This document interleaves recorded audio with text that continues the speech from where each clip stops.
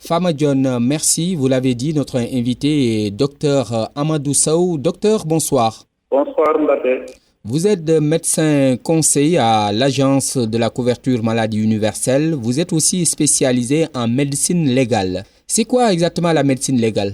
Effectivement, c'est la spécialité de la médecine qui s'occupe de l'enseignement des règles et principes déontologiques, mais aussi de ce qu'on appelle les expertises médico-légales qui s'exercent maintenant sur la personne vivante, ce qu'on appelle la médecine légale clinique, ou bien qui peut s'exercer sur la personne morte. En ce moment, on parlera de thanatologie ou communément appelée autopsie. On peut résumer que ce sont les deux grandes branches. Maintenant, il y a d'autres sous-spécialités comme la médecine en milieu de détention ou bien la toxicologie médico-légale ou l'anthropologie médico-légale. Il y en a beaucoup, mais globalement, on peut le résumer en médecine légale clinique et médecine légale thanatologique. Aujourd'hui, on va prendre comme cas une affaire de viol. Comme vous le savez, il y a une affaire de viol qui défraie la chronique ces derniers jours avec l'affaire Ousmane Sonko-Adji Sarr. Dans un tel cas de figure, quelle est la valeur de l'expertise médicale? Effectivement, le médecin peut être appelé par réquisition ou en tout cas par sollicitation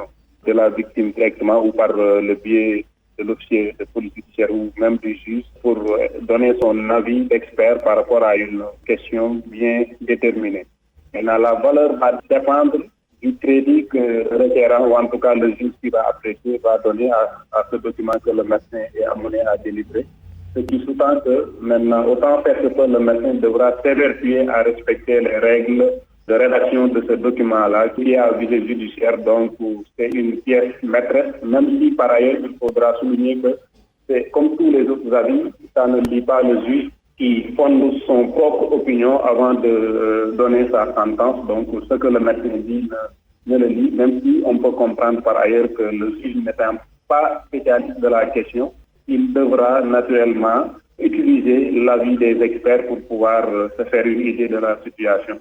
Mais comme on le rappelle assez souvent aussi bien le juge que les parties au procès ont la possibilité de contester, de remettre en cause les déclarations d'un expert fut-il un médecin et que voilà, on aboutira à ce qu'on appelle peut-être la contre-expertise. Là, l'expertise, avant de le faire, il va falloir donc faire des prélèvements sur les deux parties. Ce qu'il faudra dire, indépendamment même du caractère, en tout cas, de viol ou pas, je dois préciser que l'appréciation ou la qualification de viol est du ressort exclusif du juge qui qualifie les faits. Maintenant, le médecin, on lui demande de donner des informations basées sur ces constatations qui permettront au juge soit de retenir l'infraction ou de ne pas la retenir.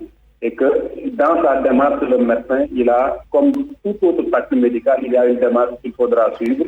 Le malade, il faudra l'interroger, il faudra l'examiner. Ça se base sur trois éléments. D'abord, on vise à prendre en charge le malade, mais on vise aussi à réparer le malade parce que c'est une pièce maîtresse sur laquelle le juge pourra se fonder. Mais on juge aussi, même du point de vue prise en charge aussi, la prise en charge psychologique aussi fait partie. Au-delà même de la prise en charge somatique, il y a une prise en charge psychologique qu'il faudra peut-être dès cet instant-là viser. Donc c'est pour dire qu'on ne fait pas focus uniquement sur le prélèvement à viser la détermination, l'identification de l'auteur, mais aussi si c'est un cas de viol, j'imagine.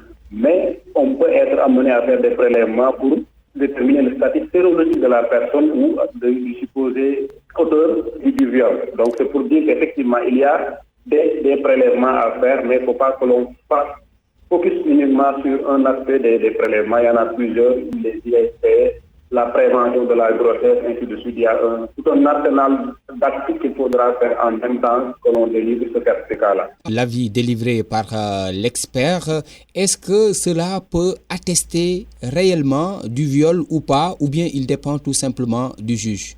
Ce qu'il faut dire, c'est que les informations que le certificat médical va fournir constituent une partie d'un puzzle, d'un grand ensemble pour lequel c'est uniquement le juge qui a tous les éléments. Donc, ce que le médecin dira sera peut-être mis en commun avec d'autres informations que le juge certainement a eu à obtenir de la part des enquêteurs, de la part des témoins qu'il aura à entendre, de la part peut-être des parties au procès.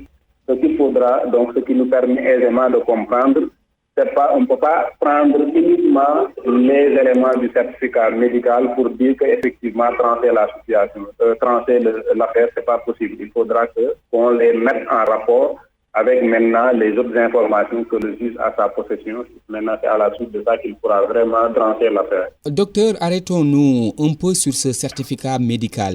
Est-il accessible à tous et quel est le médecin qui doit le délivrer en cas d'accusation de viol? Tout médecin, je l'ai dit à l'entame de mon propos, a priori tout médecin, celui qui a son doctorat d'état en médecine, est habilité à faire tout acte médical. Aussi compliqué soit cet acte-là, le médecin il a la possibilité de faire cela. La seule chose qu'on lui demande, c'est de se donner les moyens de pouvoir réussir cet acte-là. Aussi bien qu'on ne s'amusera pas à faire une opération chirurgicale parce qu'on est médecin, au-delà d'être médecin, on se forme pour pouvoir faire cet acte chirurgical.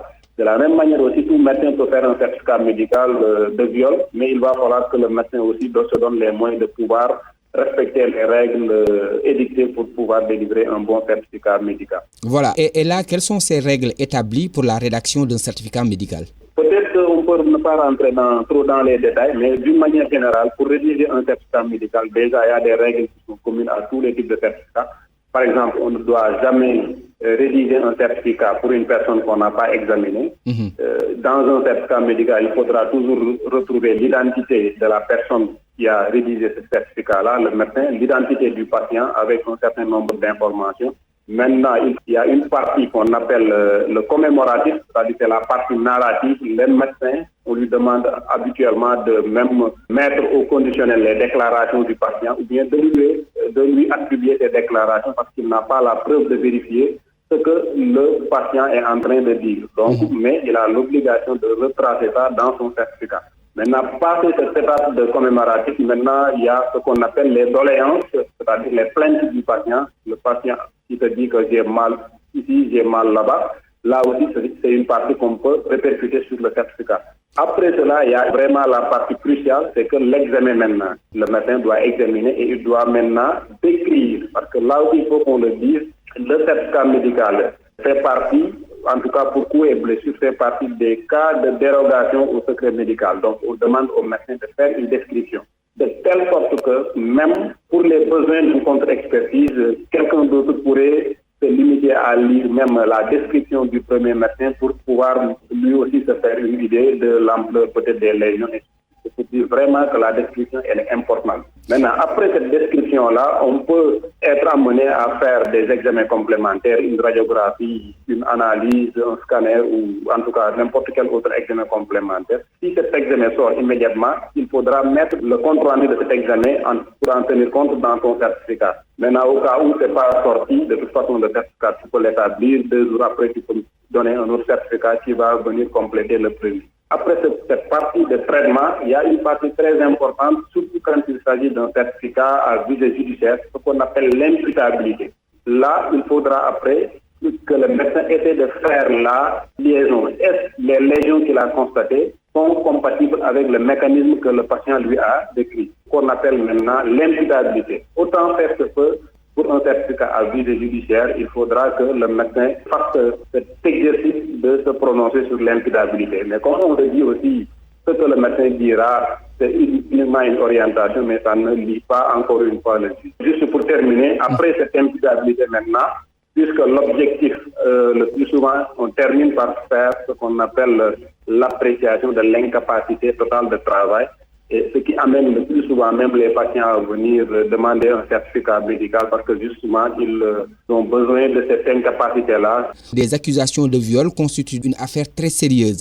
Et donc, le médecin expert médical doit s'arroger toutes les garanties de sécurité pour ne pas verser dans ce que l'on appelle des certificats de complaisance.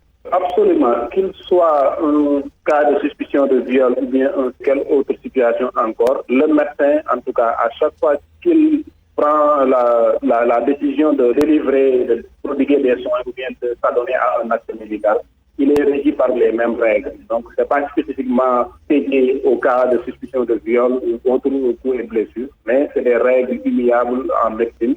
C'est la rigueur, il faudra respecter les procédures. D'autant plus que maintenant, quand il s'agit d'une situation, comme vous l'avez dit, qui peut avoir beaucoup d'implications et de la décision ou en tout cas des déclarations des médecins, beaucoup d'autres actes peuvent en découler. Donc de ce point de vue, je vous rejoins effectivement dans cette situation en tout cas.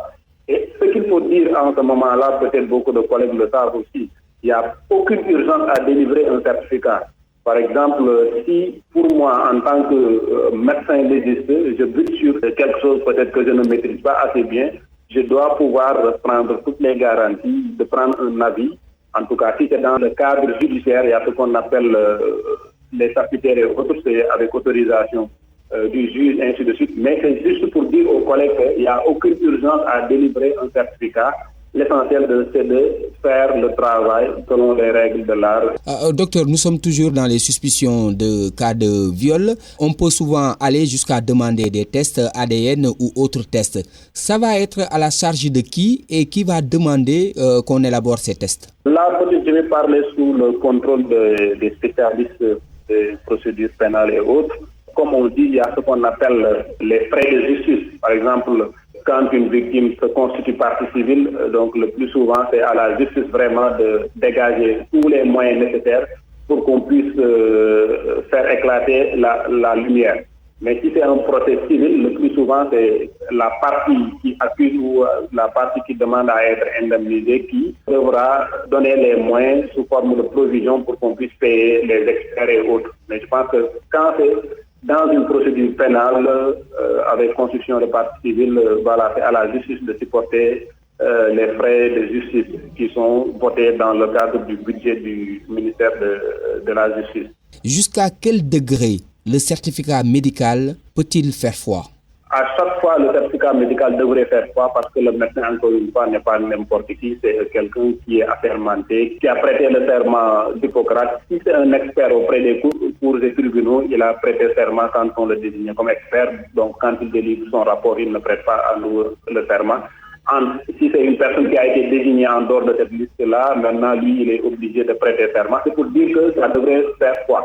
Mais à chaque fois qu'on y trouve des éléments objectifs qui permettent ou qui doivent attirer l'attention pour qu'on puisse remettre en cause les déclarations, il faudra qu'on puisse comprendre que les déclarations d'un médecin, ce n'est ni le Coran ni la Bible, on peut les remettre en cause. Maintenant, il y a des voies et moyens pour remettre en cause cela et que ça va aboutir naturellement à une contre-expertise. Docteur, dans le cadre de l'exercice de votre métier, avez-vous assisté à une affaire similaire dans laquelle l'expertise médicale a été le déclic? Moi, je dois dire que je n'ai pas encore une pratique dans le milieu judiciaire, mais d'après en tout cas la littérature et les informations que nous avons eues des collègues et autres, effectivement, ce certificat-là a tout son sens parce que voilà, au-delà même des suspicions de viol, il y a les autres situations médico-judiciaires pour lesquelles la médecine légale ou les preuves médico-légales jouent leur importance. Et effectivement, ce qu'il faut dire, c'est qu'il faut y prendre toutes les garanties avant qu'on ne puisse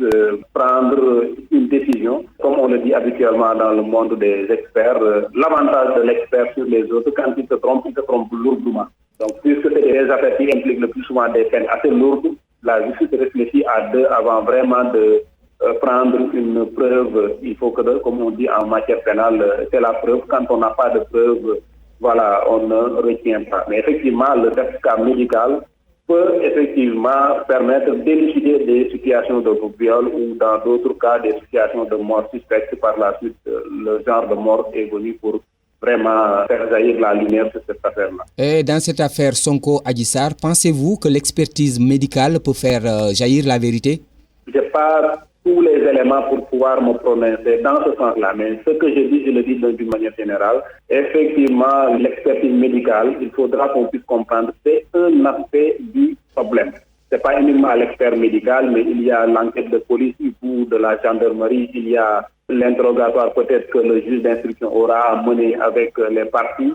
Il y a les témoins qu'on aura à entendre. Comme je l'ai dit à l'entame de mon propos, c'est un puzzle. On va rassembler toutes ces informations. Maintenant, ça permettra vraiment de permettre aux juges de se faire une idée et de savoir là où se situe la vérité.